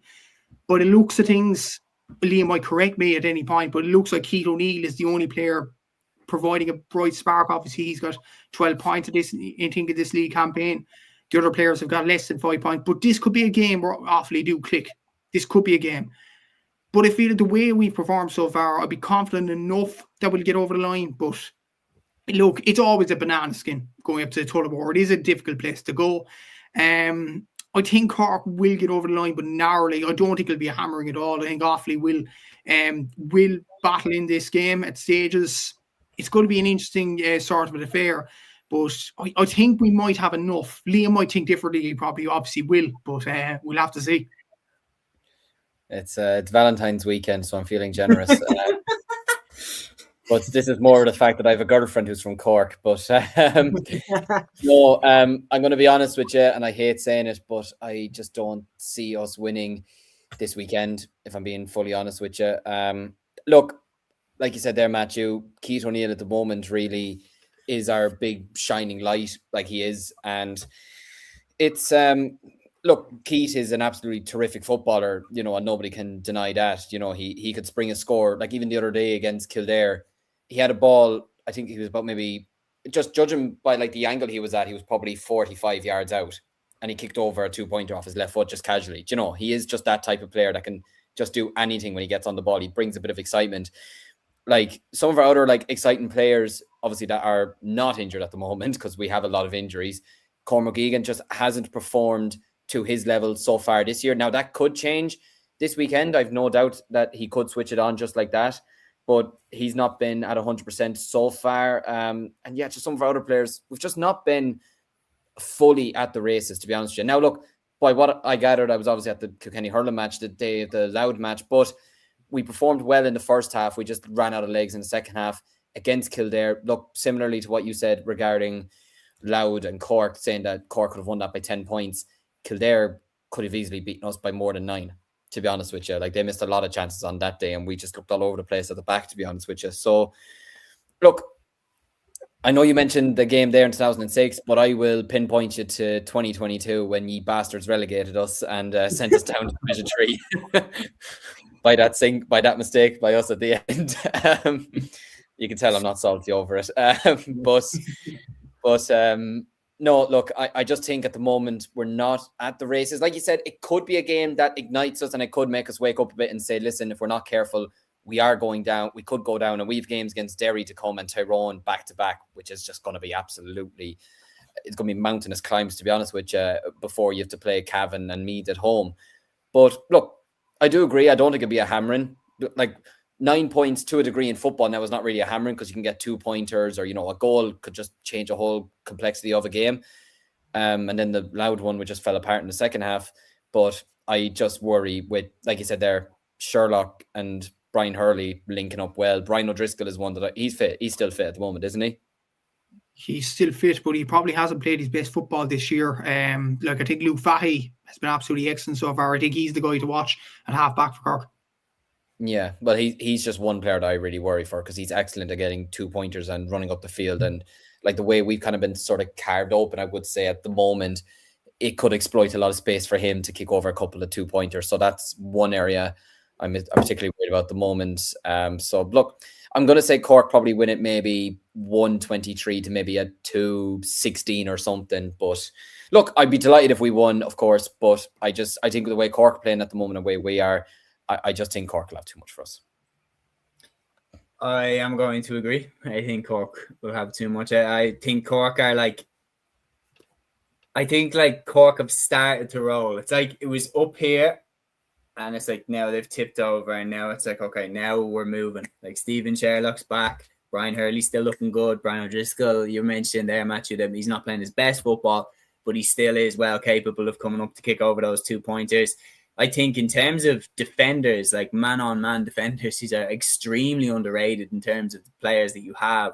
Like Daniel O'Mahony, I think, is as good a man marker as you're going to get in the country.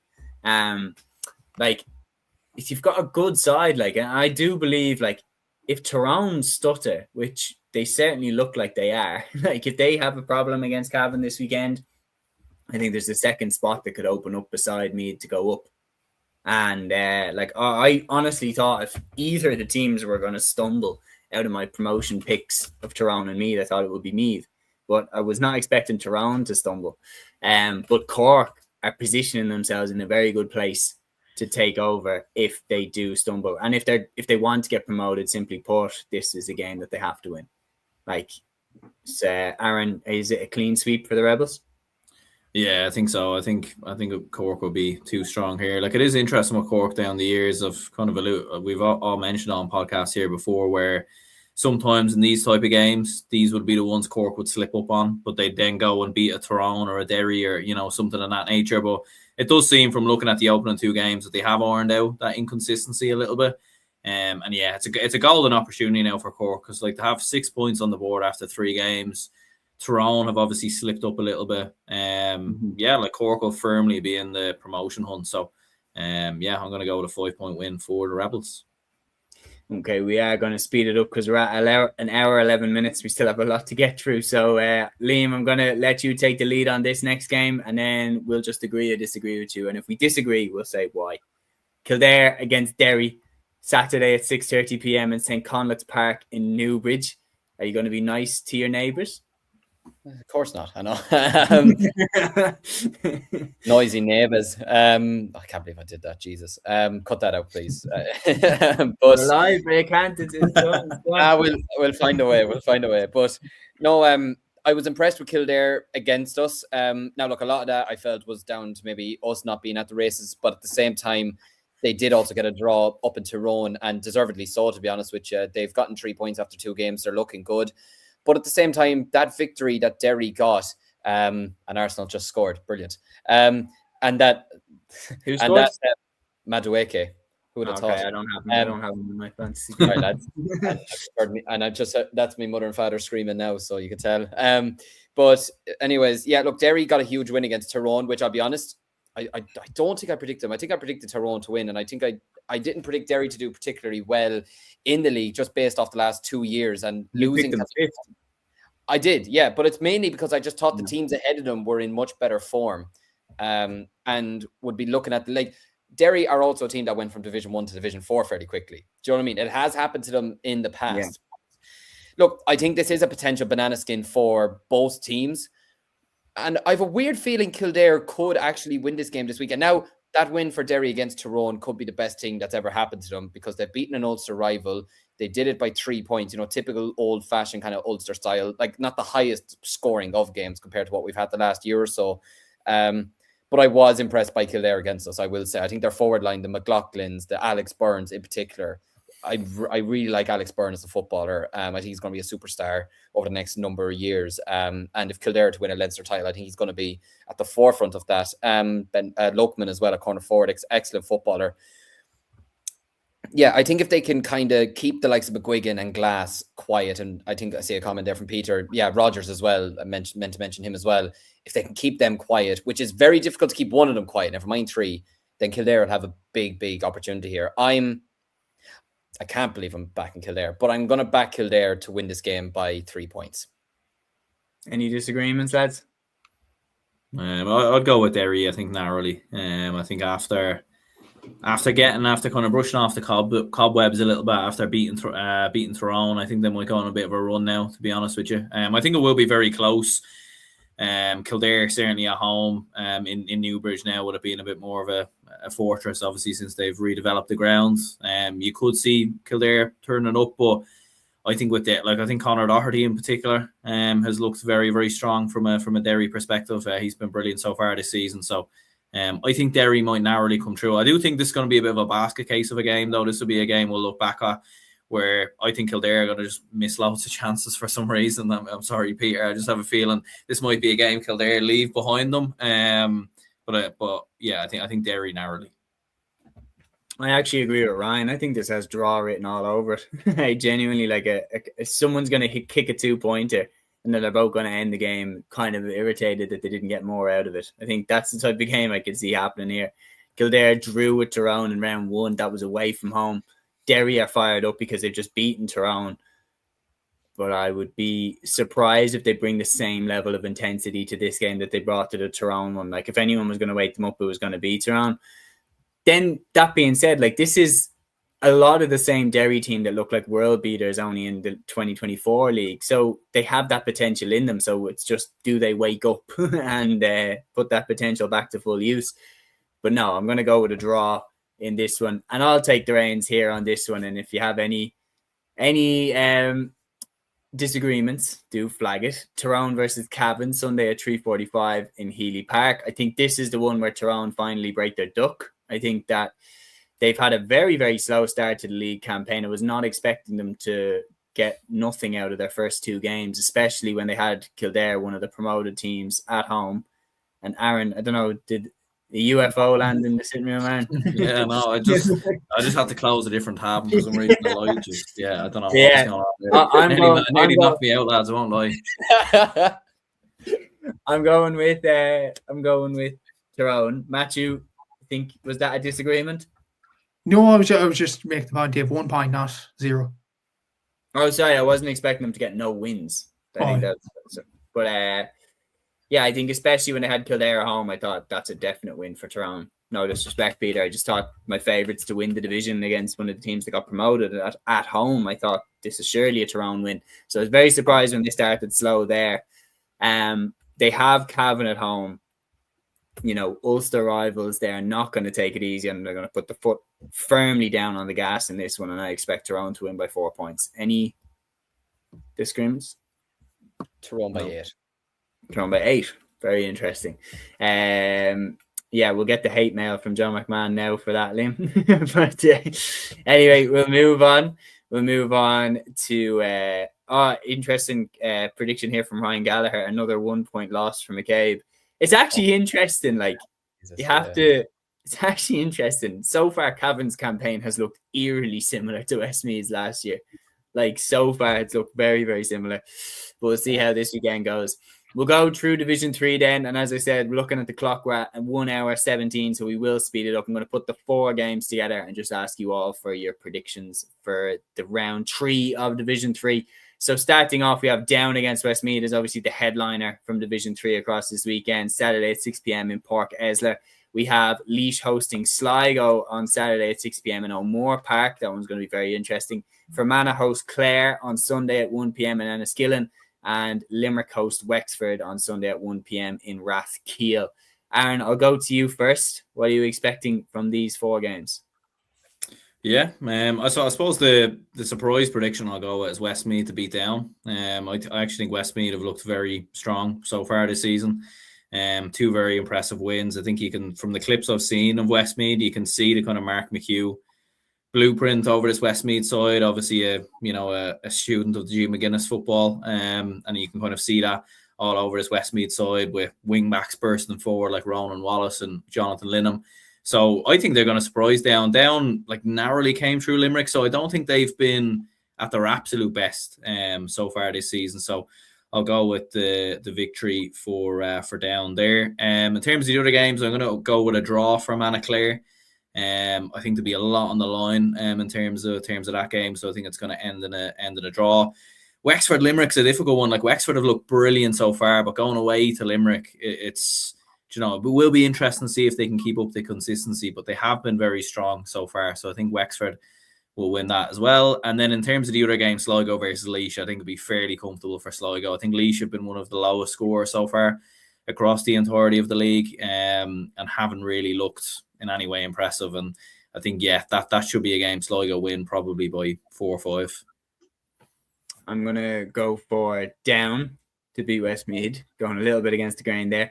I'm going to go with Sligo to beat Laois, Fermanagh to beat Clare. I don't know, Bonner needs a win, but like, who did they lose? They lost to Wexford, didn't they, at home? Yeah. Actually, no, yeah, I'm going for Clare. Like, genuinely, like, they seem to be in a bad state. And then I'm going for Wexford to beat Limerick. Liam, what are you thinking? I agree with Aaron. The way that he was saying, mostly because I don't think Down have been at the races fully so far. Now, look, it's no disrespect to Limerick or to who was it to play the first day, Clare at home, but Clare at home especially is one you'd expect them to win very comfortably, and then Limerick away is obviously not easy. But at the same time, it is a game that you would probably expect Down to put the foot down, ironically, and put out a bit of a statement. But look, I think the two teams would have been looking at each other at the start and saying this is the game that we're pinpointing as probably the most important one. But I agree. I'm very impressed with what Mark McHugh is doing at the moment. And when you've got Ronan Wallace and Luke Loughlin, players like that are in top form at the moment, I think they could shade it. I'm going with Clare to beat Fermanagh. I agree. I think Clare could actually pull off a big win away from home as well. Bonner needs a win, absolutely, but I don't think it's happening this weekend. Sligo, I think, will beat Laois fairly comfortably, to be honest. I don't think Laois are improving anytime soon. It was great for Ben Dempsey to win yesterday in the Sigerson Cup for them, obviously, and he'd be on a high after that. But yeah, I just think Sligo will have too much. I think Limerick could beat Wexford. They bet them in the last year in the Tailteann Cup, bet them in the league final. They have a bit of they have it over them at the moment, and I think that's gonna continue. I really don't know why I picked Limerick 7 to now win the league. That was I think I must have been really heavy on the drink when I was doing Division 3. But yeah, I think 8. What? I had them 8, so I don't know. I was on worse. That's why you're on the sense. Yeah. Anyway, Ryan asked, is Evan O'Carroll playing? He was playing the first game against Limerick, wasn't he? So played in the O'Byrne Cup. So. Yeah, I believe he is. Matthew, do you have any disagreements with any of the predictions that we've had? What are you going for the 4 games? No messing. Down, Sligo, Fermanagh, draw. Straightforward. I like it. We have a very funny comment in here, and I'm going to bring it up exactly why. So, Mikey here says, expecting every county starting with a W to win this weekend. Well, get ready to get absolutely bamboozled, because round 3 of Division 4, Waterford against Wicklow in Fairfield. What on earth? Just give them both to win. Just give them both to win. They need it. Coin toss, and it lands on the line, like the apex of the coin. Oh my God. First time in history. Waterford against Wicklow is one of the games in Division 4 and 3. London against Leitrim, so we've got the same letters at it again. Sunday at 1 p.m. in McGovern Park. Antrim against Longford on Sunday at 2 p.m. in Carrigan. Tipperary against Carlow on Sunday at 2 p.m. in Semple Stadium. Matthew, I'll let you lead this one off. Wicklow to beat Waterford and comfortably. I think Antrim will beat Longford. They're desperate for a win, so they'll get over the line there. I think London will beat Leitrim as well. Impressive start, and Royceup's a hard place to go. And I think Tip will actually beat Carlow. I know a lot of people might be surprised by that, but I like the look of Tipperary football at this present moment in time. Clonmel High School got to the Kearney Vree final. Very good in getting there. Obviously, David Power was the manager of UL. You had Charlie King, Dottie Hogan in the UL panel as well, Michael Freeney. So a lot of Tipperary footballers starting to excel now, and I think they're going under the radar, and I think Tip will get the win over Carlow this weekend. So Tip in London will be in the top 2 of Division 4 according to my predictions there. Very interesting. Do you know, I didn't mention as well in Division 3, it'd be fascinating to see if that the UL goalkeeper is playing this weekend. Like, by God, he looked fantastic in that final. I'm going with Wicklow to beat Waterford. I'm going to go with London to beat Leitrim. I'm going to go with Antrim to beat Longford. And I will agree, Tip to beat Carlow. So I agree with Matthew. Any disagreements with Matthew's predictions? No, I agree as well. I think London will beat Leitrim as well. I think when you look at what London have been scoring so far, the numbers they've been putting up, Leitrim didn't look particularly brilliant against Waterford either. From what I've read. So yeah, I think London will come through that. And I agree as well. I think Carlow have been very good so far. But I do think, yeah, like Tipperary, there definitely is something cooking up in Tipperary at the moment. There does seem to be a lot of young players coming through. And by the way, like, whatever they're doing in Tipperary, you have to give them a huge amount of credit, because when you look at the underage teams they've produced in the last sort of decade, and then when all those players have kind of left and retired, you kind of thought, right, that's going to be it. But it looks like there's a few more now coming through. So I think, yeah, massive credit has to go to Tipperary football there in terms of what they're able to break through. And yeah, I think Antrim should win, and I think Wicklow should win their game against Waterford as well. Any disagreements, Liam, or are we happy to move on to the Camogie? No, I'm happy enough with those predictions as well. Like, I agree with what the lads were saying. Perfect. Well, we will move on because, of course, the Camogie Leagues for 2026 start this weekend. And Matthew, what a game we have to kick us off. I'm going to throw this one straight over to you. Division 1A's round 1, Waterford against Cork, Saturday at 2 p.m. in Walsh Park. It's a repeat of the 2023 All-Ireland Camogie Final. What are you expecting from this one? Hard to know what to expect from Cork. And not in a bad way, obviously. Cork have been absolutely brilliant over the last few seasons. But the amount of retirements with Cork and a lot of players leaving the panel, obviously. Laura Tracy, I think, is a massive loss. I think she was a fantastic camogie player over the last few seasons, but a brilliant player that retired for Cork in the off-season. Obviously, wishing Laura all the best for retirement there. Cork were also without Hannah Looney, Aoife Healy, who went out the AFLW.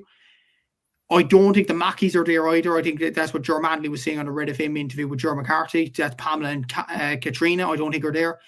Cleona Healy's not there this year, who's a brilliant impact player. So that's a lot of talent out of that Cork team. To my knowledge, Aisling Thompson is still there from the Cork point of view, which is a massive plus. You need experienced players there. I think Amy O'Connor is still there as well, which is a massive plus as well. What I will say, it'll be a very interesting team what Cork put out this weekend against Waterford. Look, Waterford are a team that are improving. And I haven't heard anything about retirements from a Waterford point of view. Obviously, Vicky Falconer's returned from her injury worries over the last few seasons, which is a positive. Obviously, Beck Carton, Niamh Rocket. Like, you have some very good players in Waterford. Lorraine Bray, very good players from a Waterford point of view. And they're at home as well. And they want to prove a point. And as well as that, Cork won the league last year. I don't think they necessarily need to win the league this year. Their aim is to win the All-Ireland and win it back from Galway this year. So for that reason, and bit of the unknown from a Cork point of view and who they will put out, they might put out some younger talented players. Like, you know, the likes of even the UCC players that performed very well in winning the Ashburn Cup last weekend, the likes of Niamh McNabola, the likes of Claire Kingston there as well. They might actually play some of them players this weekend against Waterford, so you never know. And it might take a while for them to gel as a team. So for that reason, and the reason Waterford are at home, I actually back Waterford to win this game, but it will be tight. I think Waterford will win it, but I think they'll win it by about 2 or 3 points. But what I will say, it'll be interesting from a Cork point of view who they will put out this weekend. Certainly will be. Any disagreements with Matthew? Any inputs on that game? No, yes, yeah, like good. Or you go ahead, Liam. Oh, go ahead. You said it first. No, look, I was just going to say I'd agree as well. I think Cork are obviously missing some big players in fairness, and I think Waterford, look, they've been coming strong over the last couple of years. Like, they've definitely been building towards it, and I think especially with as we were kind of saying, Niamh Rocket in a full forward, Beth Carton in a centre forward as well, Lorraine Bray around midfield. I'd go with Waterford to win this. I'm going to go for the Rebels. I think still, even without the players that they have, I still think they have too much power up front. I think Matthew is because this is the gem. Is Saoirse McCarthy playing? She is, yes. Yeah. She's fantastic. In the All-Ireland final last year, I was like, she might be the best player in Ireland. Like, genuinely was thinking it in the final. To be fair, Seamus, she's been nominated for Player of the Year the last 3 seasons and hasn't won it. Yeah, but like just in the final, the way she was absolutely like, if I was Galway, like, and if I could pick one player, say if I wanted Galway to win more than Cork, which I was fairly neutral, but I was looking at it thinking, if I wanted one player to leave the field from a Galway perspective, it's Saoirse McCarthy. She's the one carrying the fight to Galway here. So yeah, if she's playing, I think that's massive. Then the Finbars players as well. Like, if Saoirse McCarthy's playing, like, those type of players can make a huge impact. And I still think Cork have something over Waterford. Waterford really struggled to beat them. And I think Cork will win this opening game. But Liam, I'll throw this next one to you. Galway versus Kilkenny on Saturday at 2 p.m. in Duggan Park. So the reigning All-Ireland Camogie champions hosting Kilkenny in round 1. What are you expecting from them?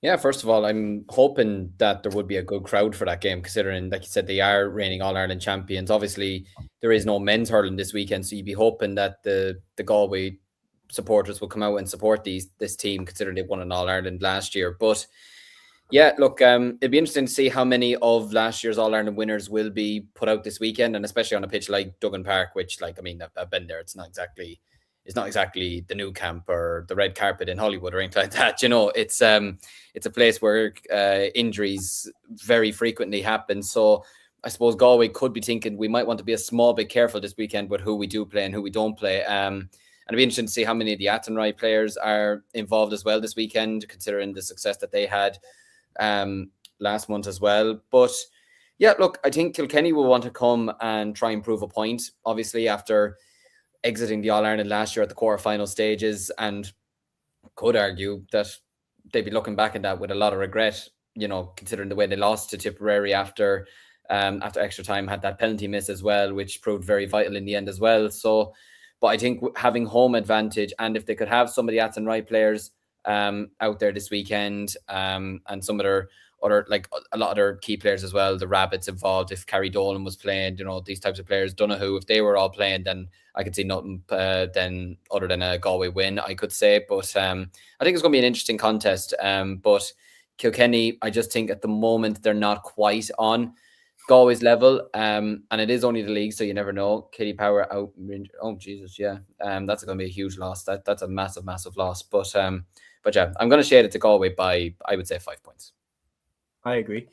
I think Galway will shade this one. Kilkenny are in that weird bit of transition now. So many of their key players from their All-Ireland winning teams in 2020 and 2022 like have left, whether it's Grace Walsh, Miriam Walsh, and now if Katie Power and that like is injured, they are in that transitional phase. And Brian Dowling, of course, no longer the coach. Like, a lot's changed since them days. And I think Galway, fresh off the All-Ireland win, they're going to be extremely confident.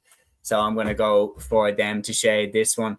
I have a feeling we will be 3 for 3. We'll be agreeing on this one as well. Antrim against Tipperary, Saturday at 2 p.m. in Robert Emmett's Gaelic Athletic Club. I do look at this and go, look, Tip, to me, they kind of look like they may be in a similar position to like the Galway's men's footballers. But I remember going to the league final and they beat Galway that day in the Camogie League final and beat them by a point. Karen Kennedy scored a great goal. And it seemed like that was their time. That was their year. They lost the semi-final that year, I remember, to Waterford.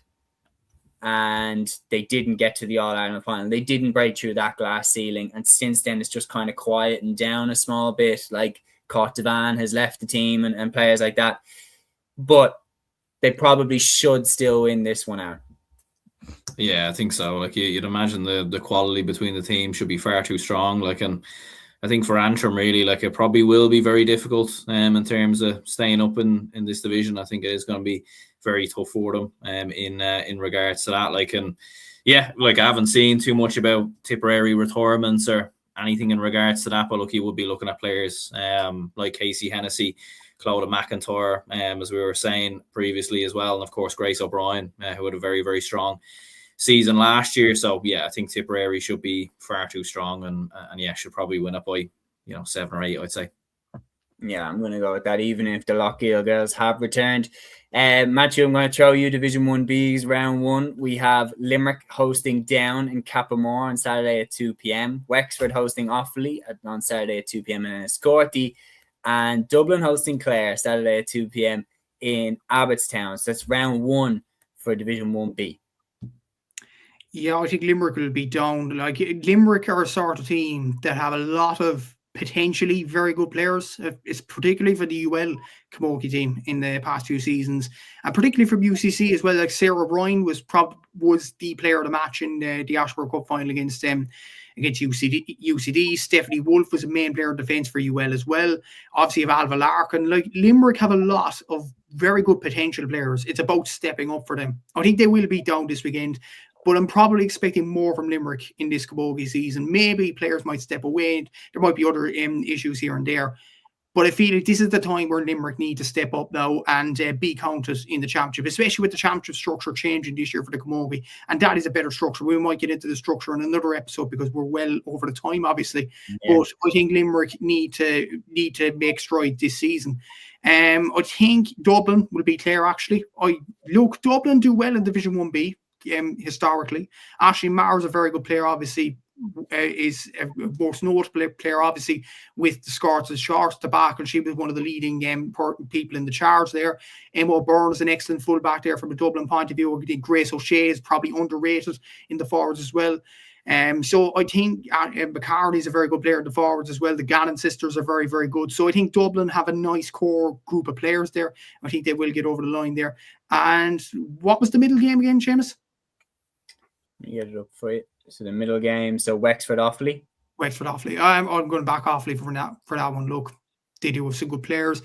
The likes of Sharon Shanahan, the likes of Claude Alahi, and of course there's an Offaly guy on the top of my screen there. So we've already picked Offaly to lose once. We can't do it again. Well, considering Arsenal are drawing 1-1 at the moment, I appreciate the support for Offaly.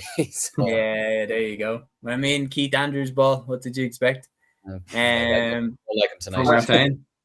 I'm going to go for Wexford to win. I'm also going to go for Dublin to beat Clare. And I am also, I've forgotten the final game out of pure panic. I'm going to go for Limerick to beat Down as well as the third and final result. And that brings us on then. So what I'll do as well, because looking at the time, I'll run through the other fixtures. So Division 2A's round 1 also kicks off. There's 3 games. Derry hosts Carlow in Celtic Park. Kerry hosts Laois, and the actual venue is to be confirmed, even though it's in 2 days' time. Westmeath hosts Meath in Cusack Park in Mullingar.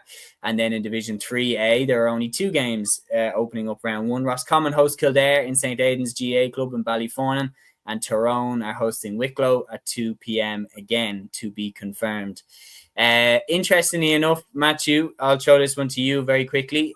Division 1's round 3 in the LGFA, the game that was supposed to be last weekend. Armagh play Cork on Sunday at 1 p.m. in Crossmaglen this time. How important is this one? It's a huge one for both sides, because if Cork do win this game, amazingly will be in second place behind Waterford, who have been absolutely sensational in the LGFA campaign so far. It's interesting, actually. Joe Carroll did say to the Southern Star this week that the aim for Cork was to stay up in Division 1. And I think if they were to get to 7 points, I think that could be the job done then. So this is a massive game. I think if they do win this game, they'll be well on course to do that. We'll be very interested to see the Mackins, if they play from an Armagh point of view. If they do play, you'd nearly back Armagh to win it. If they don't, I think Cork could actually win this game. They had a very good win against Galway, albeit it was at home in Páirc Uí Rinn. But that was a Galway team that I fancied very much to win the All-Ireland before the season even started. So, yeah, I think Cork have performed quietly well this season, drawing to Kildare and obviously beating Galway. Katie Quirke's performing well. Anya Terry O'Sullivan, experienced player, really performing well as well from a Cork point of view. And apparently Shauna Kelly might be back in the team, which is a massive boost to Cork. Maura O'Callaghan might be back, which is another massive boost for Cork in midfield. You know what? I'll back Cork. I'm going to go for the Rebels County to win this weekend. Very good. I'll run through as well. The LGFA National League Division 4 is also having its round 4 this weekend. They always do that. They always run like a week ahead of the rest of the 3 divisions. It's an interesting way of doing it. But Wicklow hosts Derry in Bray Emmets at 2 p.m. Longford hosts Sligo in Pearse Park at 2 p.m. And Kilkenny hosts Leitrim in the training centre in Dunmore at 2 p.m. And Offaly hosts Carlow in Dangan GAA at 2 p.m. I think the biggest game out of there is Offaly taking on Carlow. Don't know who I'm going to pick there. I'm going to pick Offaly to win that one. But anyway, that brings, and then on the rest, I do think that Leitrim will beat Kilkenny. I do think that Longford will beat Sligo, and I think Wicklow will beat Derry. So a home sweep, except for Leitrim. I think that they'll beat Kilkenny away.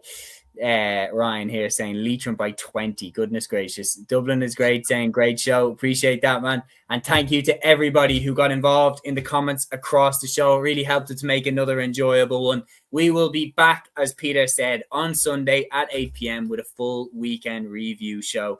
So see you all then. Ryan says, thanks for the show. Thanks a million, Ryan, for getting involved in the discussion. We'll be back on Sunday at 8 p.m, as I said. Until then, enjoy the weekend. Enjoy the games. Instinct, baby. Follow your instinct.